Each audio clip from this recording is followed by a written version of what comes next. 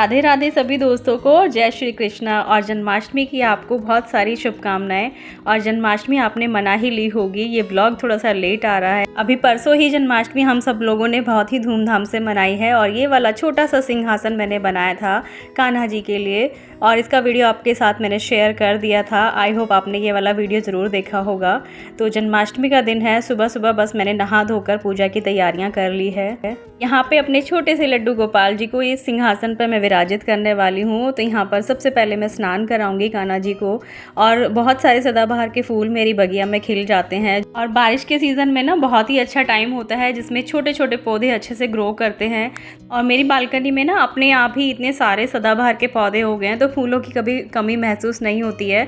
तो मैंने अपनी बालकनी में ही प्लांट्स लगे हुए हैं, वहाँ से फूल ले लिए थे। और यहाँ पर जो मैंने आसन बनाया था कान्हा जी का, लड्डू जी को स्नान करा के अच्छे से ड्रेसअप करके मैंने यहाँ पर इनको इस आसन पर विराजित कर दिया है।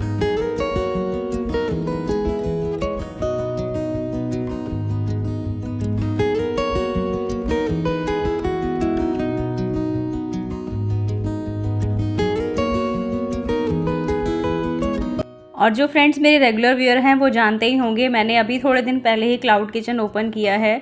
तो मुझे अभी यूट्यूब वीडियोस बनाने के लिए बहुत ही कम समय मिलता है, क्योंकि क्लाउड किचन में ऑर्डर कभी भी किसी भी समय आ जाते हैं।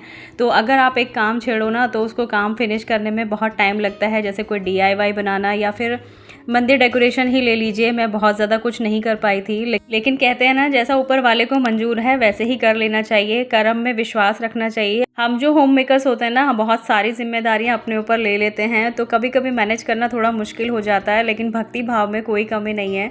तो बस सुबह मैंने पूजा कर ली थी, यहाँ पे कान्हा जी को स्नान करके विराजित कर दिया था।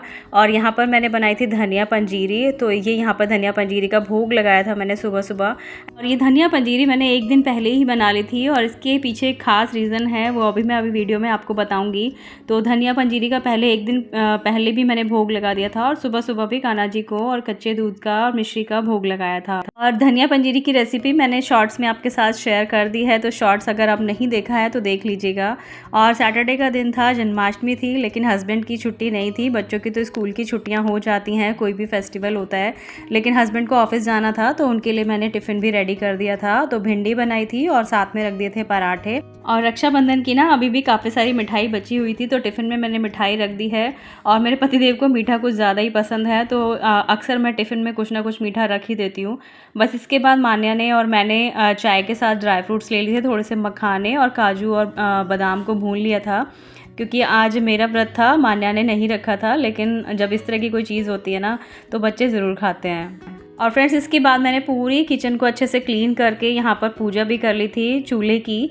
और कहते हैं ना, जब इस तरह से कोई भी होम मेकर होती है या फिर गृहिणी होती है, सुबह सुबह किचन में चूल्हे की पूजा करती है, तो उसकी किचन में हमेशा बरकत रहती है। और पहले तो मैं कभी कभी ऐसा किया करती थी जब भी कोई त्यौहार होता था, लेकिन अब ये मेरी रेगुलर हैबिट बन गई है। और क्योंकि मैं बनाने वाली थी भोग, और ये था मेरे क्लाउड किचन का ऑर्डर जो मुझे ऑफलाइन मिला था। तो एक आंटी हैं, उन्होंने मुझे ऑर्डर दिया था। इससे पहले भी शिवरात्रि पर उन्होंने मुझसे व्रत का खाना मंगवाया था। और व्रत का खाना भी बहुत ज़्यादा कुछ कॉम्प्लिकेटेड नहीं था, सिंपल सी सामक चावल की खिचड़ी मैंने उनके लिए बनाई थी और आलू की सब्जी बनाई थी, क्योंकि वो थोड़ी सी ओल्ड एज वाली आंटी हैं, तो इस तरह की चीज़ें उनको डाइजेस्ट नहीं होती हैं। तो जैसा वो कहती हैं मैं वैसा बना देती हूँ। तो ये मेरी रिपीटेड ऑर्डर था उनकी तरफ से। उन्होंने इस बार मुझे ऑर्डर दिया था धनिया पंजीरी का। ये देखिए, यहाँ पर मैंने धनिया पंजीरी बनाकर रखी थी। और बहुत ज़्यादा बड़ा ऑर्डर तो मुझे नहीं मिला था, लेकिन जब भी मेरे पास इस तरह का कोई ऑर्डर आता है तो मुझसे बिल्कुल भी मना नहीं होता है। आज तो मैं अपने आप को बहुत ही सौभाग्यशाली महसूस कर रही थी कि मुझे कान्हा जी के भोग प्रसाद बनाने का ऑर्डर मिला। तो किसी के घर में भोग लगेगा मेरे हाथों से बनाए हुए खाने का, प्रसाद का, तो ये मेरे लिए बहुत बड़ी बात थी। और सच मानिए, मिठाई का ये फर्स्ट ऑर्डर था जिसको मैंने बहुत ही दिल से बनाया। यहाँ पर मैं बना रही थी कोकोनट की बर्फ़ी। तो मैंने घी में पहले जो कोकोनट का बुरादा होता है, मार्केट वाला ही था ये, तो उसको मैंने भून लिया था। बहुत ज़्यादा देर तक इसको नहीं भूनना है, बस हल्का सा इसका कलर चेंज हो जाए इतना भून लीजिए। इससे पहले मैंने ना इसकी कढ़ाई के अंदर सारे जो ड्राई फ्रूट्स थे वो मैंने सब भून लिए थे, बादाम, काजू और किशमिश वगैरह जो भी ड्राई फ्रूट्स मेरे पास थे। और दोपहर का समय था और बेटे को जाना था ट्यूशन, तो 3 बजे वो जाता है, तो मैं साथ साथ लंच की भी तैयारी कर रही थी। क्योंकि हम चाहे कोई भी काम क्यों ना कर लें, चाहे हम वर्क फ्रॉम होम करें या फिर हम ऑफिस जाएं, हमें अपने घर की सारी रिस्पॉन्सिबिलिटी निभानी ही पड़ती हैं। तो इन चीज़ों को हम इग्नोर कर ही नहीं सकते हैं। सबसे पहले घर की ज़िम्मेदारियां हैं, उसके बाद हमें जो भी काम करना है वो करिए और काम अपना पूरा ईमानदारी से करिए। और मैं अपनी क्लाउड किचन में जो भी बनाती हूँ पूरी साफ़ सफाई के साथ बनाती हूँ। जो भी इंग्रेडिएंट्स इस्तेमाल करती हूँ बिल्कुल फ्रेश इस्तेमाल करती हूँ। तो यही होता है, जब आप अपने काम से ईमानदारी करेंगे, आप अपना काम अच्छे से करेंगे, तो काम आपके पीछे पीछे चल के आएगा। और बस इसके बाद मुझे भी भूख लग गई थी, तो थोड़ा सा मैंने पपाया कट कर लिया था अपने लिए भी। और बस उसके बाद छोटे छोटे ब्रेक्स लेकर मैंने इस काम को कंप्लीट किया। और यहाँ पर बना रही थी मैंने अब एक तार की चाशनी। इससे पहले सारे जो ड्राई फ्रूट्स थे वो मैंने भून लिए थे। और एक शाम पहले ही मैंने हस्बैंड से मंगाया था मावा। तो ये मार्केट का ही मावा है और इसको भी मैंने देसी घी में भून के रख लिया था। अगर आप मावे को देसी घी में भून के रख लेते हैं तो 1 हफ्ते तक ये अच्छे से चल जाता है।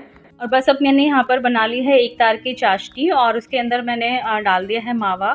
और इसको थोड़ी देर में ही मेल्ट हो जाएगा ये। तो बस जैसे ये मेल्ट हो जाएगा, इसमें यहाँ पर डाल देंगे डेसिकेटेड कोकोनट यानी कि नारियल का बुरादा।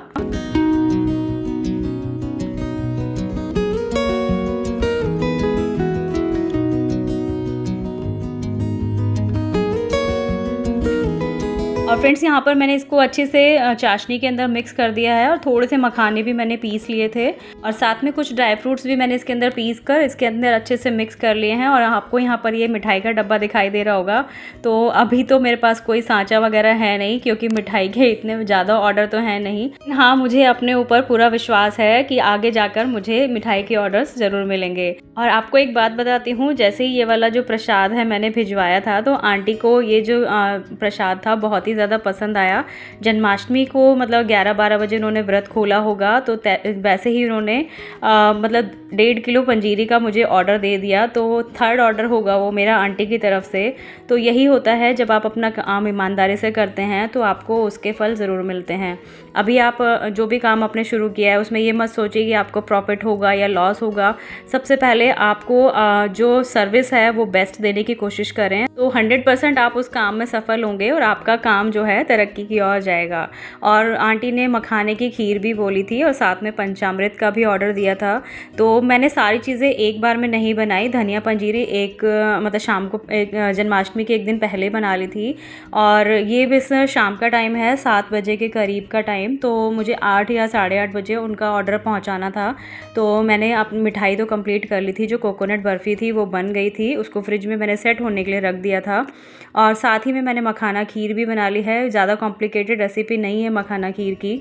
सेम आंच पर मैंने आधा पौना किलो दूध उबलने के लिए रख दिया था। बस उसके बाद जब वो गाढ़ा हो गया उसके अंदर मैंने थोड़े से मखाने जो मैंने ड्राई रोस्ट करके रखे थे वो मैंने उसके अंदर डाल दिए हैं और बस चीनी डाल दी थी और कुछ ड्राई फ्रूट्स डाल दिए थे। तो मखाना खीर भी बन के तैयार हो गई थी। पंचामृत बनाने लगी थी मैं यहाँ पर।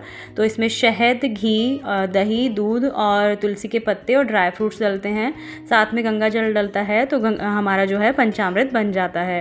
और पंचामृत बहुत ही ज़्यादा इंपॉर्टेंट होता है जन्माष्टमी के त्यौहार में, क्योंकि पंचामृत से स्नान कराया जाता है कान्हा जी को जब उनका जन्म होता है। तो आंटी ने पंचामृत भी बनवाया था और साथ ही साथ मैंने थोड़ी सी ना मतलब इसकी क्वांटिटी बढ़ा ली थी, क्योंकि सेम चीज़ें मुझे भी चाहिए थी जन्माष्टमी के लिए। और पंचामृत मैंने उनके लिए पैक कर दिया था, मखाने की खीर भी पैक कर दी थी और साथ साथ मैं इनको पैक करके फ्रिज में रखती जा रही थी, क्योंकि अभी हस्बैंड बाहर गए थे। और अभी मैंने ना वेइंग मशीन भी नहीं खरीदी है, क्योंकि ये मेरा मिठाई का फर्स्ट ऑर्डर है। लेकिन मुझे लग रहा है कि आगे जाके मुझे वेइंग मशीन खरीदनी पड़ेगी। होपफुली जब आप किसी को बेस्ट सर्विस देते हैं तो ऑर्डर्स तो आपके पास आएंगे ही। और आप भी मुझे बेस्ट विशेस दीजिए, मुझे आपकी बेस्ट विशेस की बहुत ज़्यादा ज़रूरत है। तो यहाँ पर मैंने सारी चीज़ें पैक कर दी थी और पंचामृत भी इस वाली बॉक्स में पैक कर दिया था और मखाने की खीर भी पैक कर दी थी। और हस्बैंड को मिठाई मैंने मेज़र करवाने के लिए शॉप पर भेज दिया था, क्योंकि अभी मेरे पास वेइंग मशीन नहीं थी।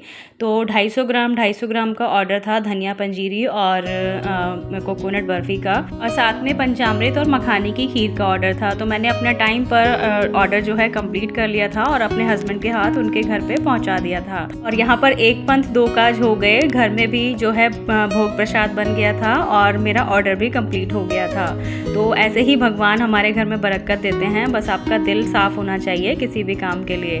और ये देखिए यहाँ पर ये प्यारी सी लड्डू गोपाल जी की ड्रेस है जो मैंने किसी से ऑर्डर देकर बनवाई थी। सो इतनी ब्यूटीफुल कोई ड्रेस कान्हा जी की बनाएगा तो नेक्स्ट टाइम भी मैं उनसे ही ऑर्डर करने वाली हूँ। और यहाँ पर ये बात कहना चाहूँगी, जो हमारा हुनर होता है ना, वो ही हमारी पहचान होता है। तो कर्म ही पूजा है, हमेशा कर्म अच्छा करिए, कभी भी किसी का दिल मत दुखाइए। और ये था मेरा ऑर्डर जो अभी मैं पैक करके हस्बैंड को दे रही थी और उनको भिजवाने के लिए आंटी को। और बस यहाँ पर मैंने सब चीज़ें पैक कर दी थी। बस इसके बाद मुझे कुछ ज़्यादा हैवी खाना नहीं बनाना था, क्योंकि जो दोपहर में दाल चावल रखे थे वही काम आने वाले थे। और मैं पूरी वगैरह कुछ ज़्यादा नहीं बनाती हूँ, क्योंकि 12 बजे जब व्रत खुलता है तो मुझे ऑयली चीज़ें ज़्यादा सूट नहीं होती हैं। तो मैंने कुछ ज़्यादा नहीं बनाया था, अपने लिए मैंने सामक के चावल की खिचड़ी बना ली थी। बस इसके बाद हम पहुँच गए थे अपनी सोसाइटी के मंदिर में, जो बहुत ही सुंदर सजा हुआ था। बाबा भोलेनाथ के अद्भुत दर्शन आप भी कर लीजिए। और बहुत ही सुंदर यहाँ पर झांकियाँ थी, नौका विहार था। थोड़ी सी क्लिप्स इस वीडियो में ऐड करी हैं क्योंकि वीडियो बहुत लंबा हो गया था। नेक्स्ट वीडियो में आपके साथ शेयर करूँगी। हैप्पी जन्माष्टमी।